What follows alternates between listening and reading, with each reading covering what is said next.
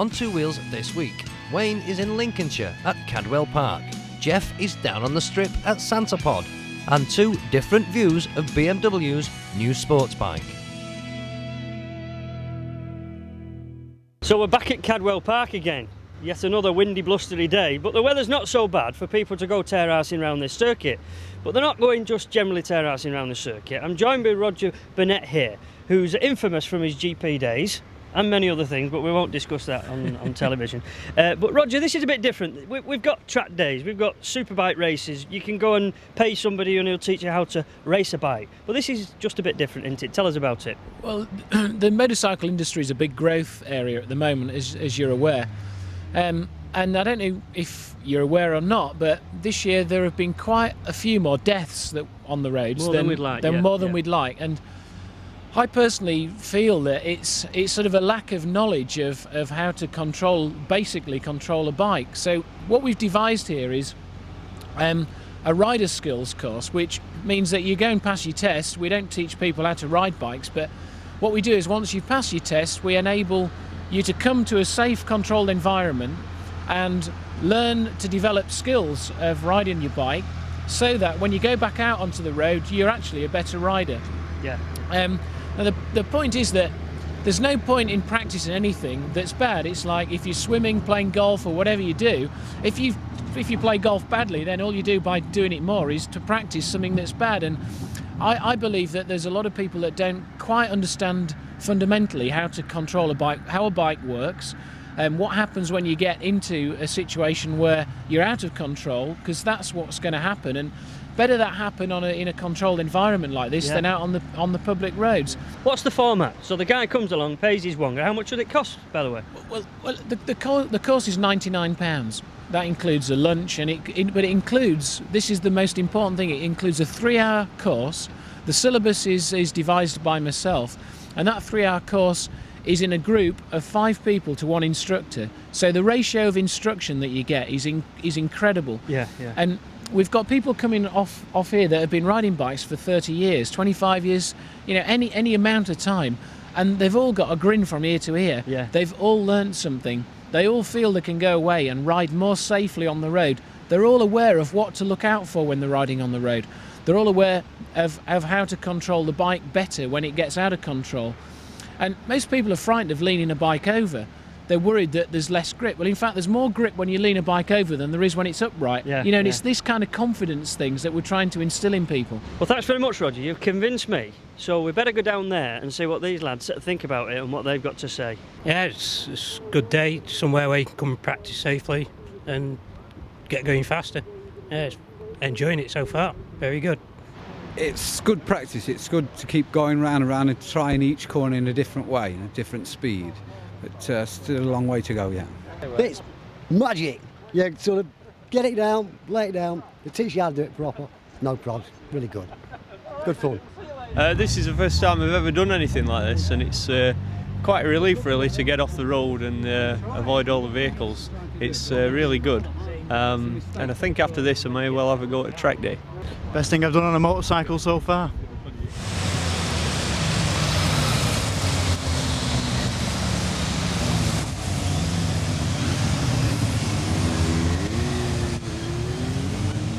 So we've got the opinion of the lads who are being taught. Why don't we ask the opinion of the lad who's teaching them? What on earth he's sort of let himself in for here? This is Toddy, and he's been doing a bit of tutoring. Yeah, well, the format of the day is we take the guys out on the track. It's an open track, so we take them out, give them plenty of track time.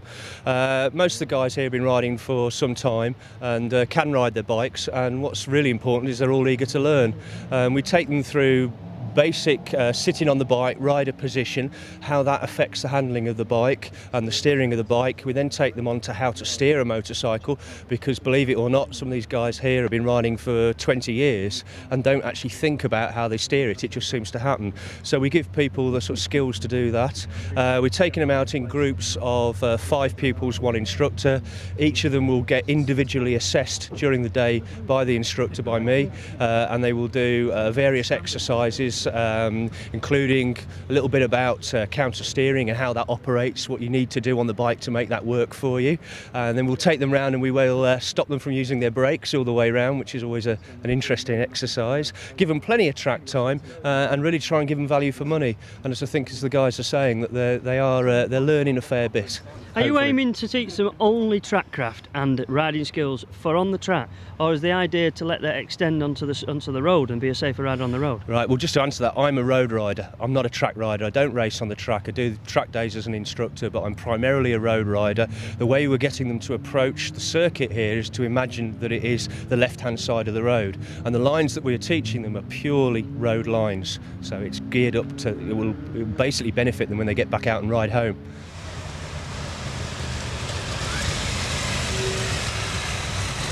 I feel I've learnt quite a bit in terms of getting the balance better on the bike, moving myself around on the bike a lot more, and thoroughly enjoying it. Yeah, excellent. Just learning a bit about the bikes and transfer a weight across the chassis of the bike just so you can get into corners a lot faster.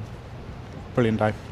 Yeah, I'm enjoying it. I've learnt more in the first hour than I've learnt in 29 years of having a licence, so it's got to be good value for money.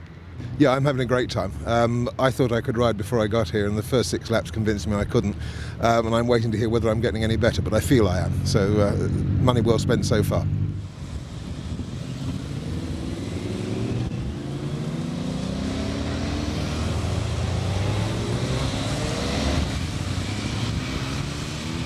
It's an excellent idea. We wish you all the best with it. Presumably you'll be doing many more next year. Yes, we will. We're hopefully going to do another 12 next year here at Cadwell Park. Cadwell lends itself to the course because Cadwell's up and down, it's got blind brows, it's got tricky things, it's got everything that you could come across on a road. Plus, it becomes cost effective for us to be able to give the level of tuition that we need to give. So we will stick to Cadwell. Excellent. So there you go, folks. You can learn how to better yourself on a track without having to just go out there, pay your wonga and go tear-assing round and frighten the hell out of yourself. So look out for it in Ride Magazine next year. Now, as motorcycle enthusiasts, I don't have to tell you that motorcycling is an absorbing passion. It could be drag racing like this, but if it was my CV, I wouldn't actually put down swimming, needlework, gardening and piano playing, would you? Well, perhaps you would. But then again, if your idea of a drag queen is Lily Savage, we've got something else for you.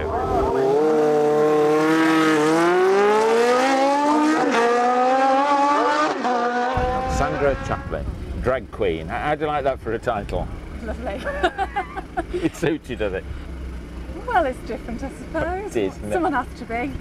Now, a corny question, perhaps, but how's a girl like you get into a hobby like this? Basically, through my husband. He had a big interest in cars, in funny cars, in the late 70s. And then children came along, which stopped us coming to race meetings. We had a babysitter for a weekend, which let us come again. Really? Is this true, is it? I've heard of people getting up to all sorts of things that while the babysitter's in, but not this. So what happened? You just came to a meeting, did you? And you thought, oh, I'd like to go. Right. I just passed my bike test. Yeah. And we came down and watched a meeting. And you thought, oh, I'll have a bit of that. Well, my husband said you could do that. Yeah. So I did. Okay, so how long ago was this? And you don't look old enough to have been riding that long, so how long ago was this? Thank you. This was last year but one. Yeah. I came down and I did the traditional races. Right. And had you passed your bike test by then, had you, or what? I'd only just passed it. What a change that was. And so, what was your first bike? What did you run on? Something small and harmless, or what? Basically, I was on the back of Roland's road bike. That's my husband. And then when our daughter became of such an age that she wanted to go on the bike, I found that I never went out on a bike.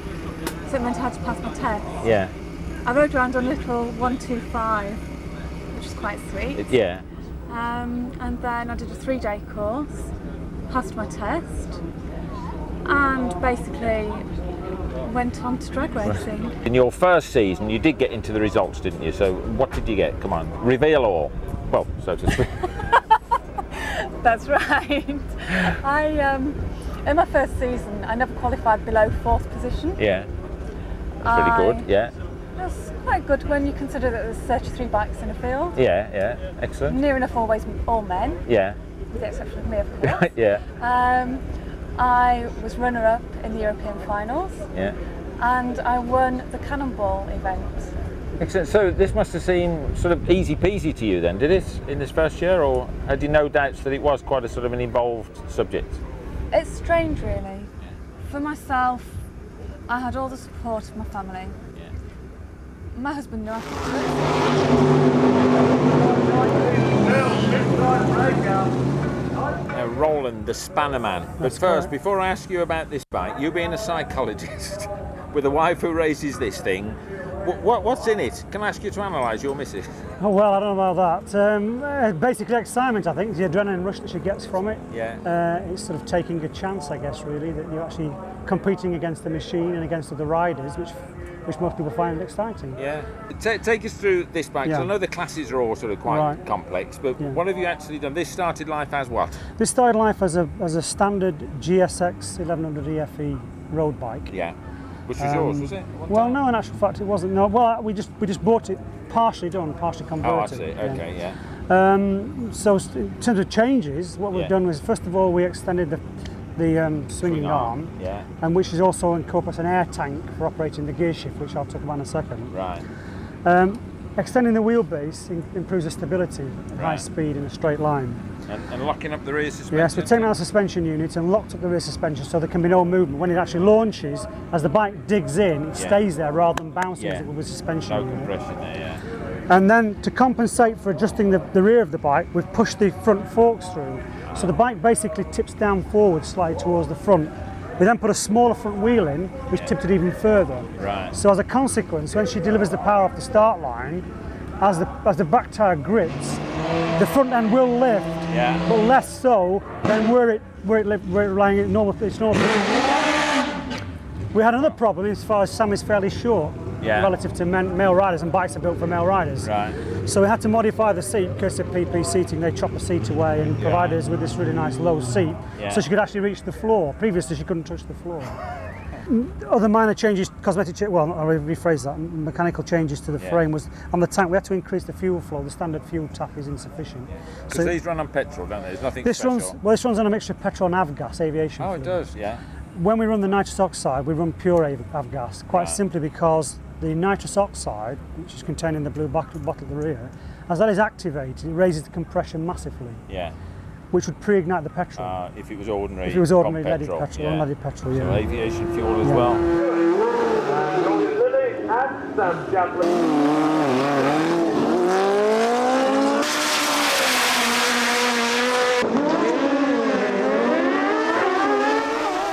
So we'll leave the guys and the girls with their aviation fuel to tear down the strip. And coming up after the break, we ride a pair of identical twins.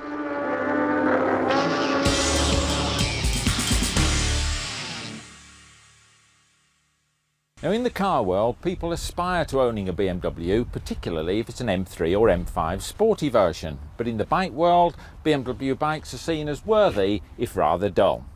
It's not necessarily true, but that's what most of us think. So when BMW decided to bring out a sports model, I wondered what it would be like. And this is it, the R1100S.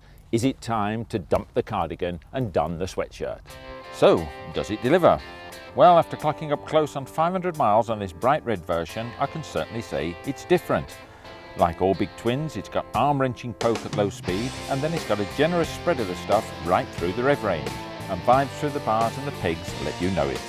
It's not rough, but it is noticeable, so thankfully the gearbox is very slick, as is the handling and road holding, which are really very, very good.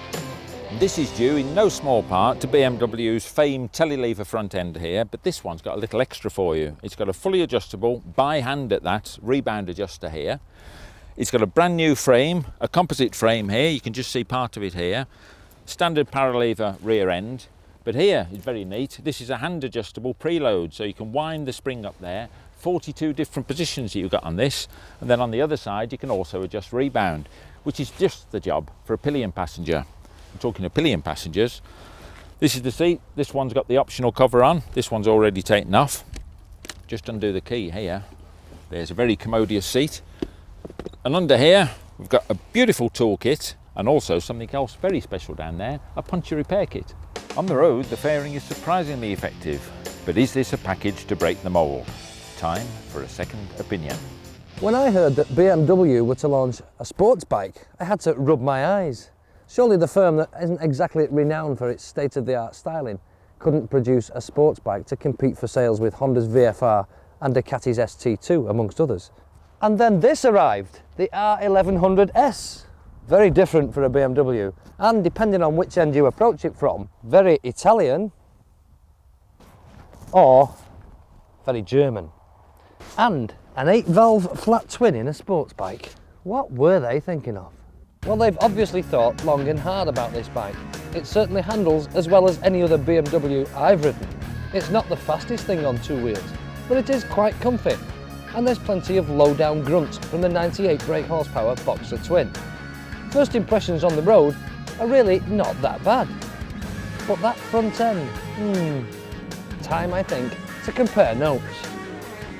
Okay Jeff, idiot boards at the ready, the new Beamer. What do you think then? You've had it longer than me, haven't you? Yeah, and I think like all BMWs, Paul, it's an acquired taste. It's no good just whistling around the block on one of these things. You know, you've got to have it for some time, but... It's all right. You quite like it though, don't you? I quite like it on balance, yeah. Handling, top of the list. What do you think? Excellent. So marks out of 10 for handling. I'd actually give it 10 out of 10. Would you? Yeah. Well, it's and the suspension, yeah. Yeah, and the suspension. Suspension's very good. Multi-adjustable. Yeah. Because you can do all sorts with it, can't you? That's right, and you can sort of tailor it to your taste. But I mean, at the end of the day, I think a lot of people could get into trouble. It's so easy to adjust. You could, in fact, end up playing with the thing all day long. Exactly. Getting a right mess. As many sports bike riders do, and then they complain that it doesn't handle. And then you put it back to the factory settings and they say, what have you done to my bike? Yeah. It's miles better and it's on factory settings, so don't mess with your suspension. No. But yeah, multi-adjustable, very good. But for the pillion passenger, good, you know, because you can crank up the rear suspension. Exactly. So handling 8 out of 10, I'm saying, because it's not that flicky. I prefer a more sporty type, but it's not bad. 8. No, 9. You settle for 9? Yeah. Right, we'll settle for 9 out of 10. Suspension. 10 out of 10, it's got to be. Oh, I think it's excellent, very compliant. It's good. Yeah, excellent. All right, engine and gearbox. Yeah, now the engine, again, big flat V twin, so lots of low down poke, which you can really relish. But those vibes that creep in that I mentioned earlier, you know, I don't think a bike of this sophistication shouldn't have vibes like that. Well, maybe not, but that's a flat twin, isn't it? It is a flat twin, It's a twin, so they shake, but it's the same engine as is in the giant trailer, the GS. Which was one of your favourites. Which is the only BMW that I would like to own. Yeah. I think that was a great bike. So I've got to say 10 out of 10, and the gearbox as well, clunk free, shaft drive, nice and smooth. Yeah, the gearbox, I think, due credit to BMW, they've really sharpened up their act, and it's really snickable, isn't it? Do you like that word? Snickable. So are we agreed 10 out of 10? Yeah, well, I'd probably knock that down a touch, probably near 8 for me. All right, well, we'll split the difference. We'll call it 9 out of 10. Brakes. Good game this, isn't it? Brakes. No ABS on these. No, but I mean, do you need it though? I mean, they're spot on, aren't they? They're very good. Excellent brakes. Yeah. So 10 out of 10 for the brakes. Definitely. Good brakes. I like the brakes. The controls. Our pet hates on BMWs, flipping indicators. Oh, those indicators. I mean, you feel all fingers and thumbs. I mean, a plus point with them, they are self-cancelling. So that is one. It's probably just as well because you can't find the knockoff switch for them, can you? Why can't they conform? Why can't they just make indicators like everybody else? I don't know. They want to be different and different on such an important thing, but I don't know why. I mean, the rest of the controls, they're good, aren't they? Adjustable levers. Yeah. Oh, yeah. And, they're all right if you only ever ride BMWs. But if you're jumping off Japanese bikes and Italian and British bikes onto these, it's a nightmare. Again, I think it's this acquired taste, isn't it? And you've got to be with it. I'm saying 7 out of 10 because I hate the indicators. Yeah. Oh, I think you're being a bit cruel there. Go on then, how many? I'd say 9 out of 10. Well, I'll split the difference. 8 out of 10. There we go. Tools, very good, I think, on this. Absolutely amazing, really. I mean, when you see the toolkit on that, it's something else, isn't it? As good as anything else you get, and a puncture repair kit. Oh yeah, and I mean, I could have done with that the other week, and so that's really good. And it's the only bike that I know with a puncture kit. So yeah, it's, right. It's good. So it's got to be 10 out of 10. It's as good as anything else. One thing I should say, Paul, I've noticed reading up the book that you don't get a rear wheel spanner to take out the wheel. A rear wheel spanner? What's one of them? It's like a little dog, you've seen them, long-haired things. All right, okay. But you don't get one if you haven't got the centre stand with it. And you're going to say, why haven't you got a centre stand? I know. Weight saving, I think. So, no, right, well, maybe. So right, anyway, 10 out of 10 for the tools. Comfort. It's comfy. It fits me all right. It's not bad. It fits me. A bit of a stretch to the bars. I think if you're sort of shorter of stature, you might have a struggle. But it's not head down, bum up, is it? No, long distance tool if ever there was one. Long distance, I could sit on it all day. Yeah. So it's got to be 10 out of 10. Yeah. Right. You're good for sitting around though all day. Options, lots of them on this, typical BMW. Oh, absolutely loads. I mean, ABS that we mentioned earlier. That seat cover, that's an option as Yeah. as well. Panniers? And, yeah, you can panniers, heated grips. You can have a taller screen if you want one. And What interesting. about a centre stand? Yeah, That's that's an option. Yeah, in fact, they do Why do is that- two. Why is that an option? Why don't they just put one on? They do one for the workshop or one for the road, but they're saving money, saving weight. Well, and interestingly, Paul, the other thing, you can have a 180 back tyre on them as well if you're a real scratcher. Okay. So everything's covered. Right, okay, so very good. 10 out of 10. Typical BMW aftermarket. And a choice of colours. A choice of colours. You All can right. have red, black, or Do they do a yellow. nicer colour than this? They do a black one. Oh, well, black that'd be with all an right. orange seat. That's I'm it. not keen on this. Right, styling. Here we go. Styling. Shape. Back end. Yeah, yes. Open There's back no wheel. problem. From the back is Superb. nice. From the side, you don't even like it from the side. I'm do you? not keen on it from the side. The back is superb. Yeah. Good. But Front what is... about the front, Paul? Tell us about the front.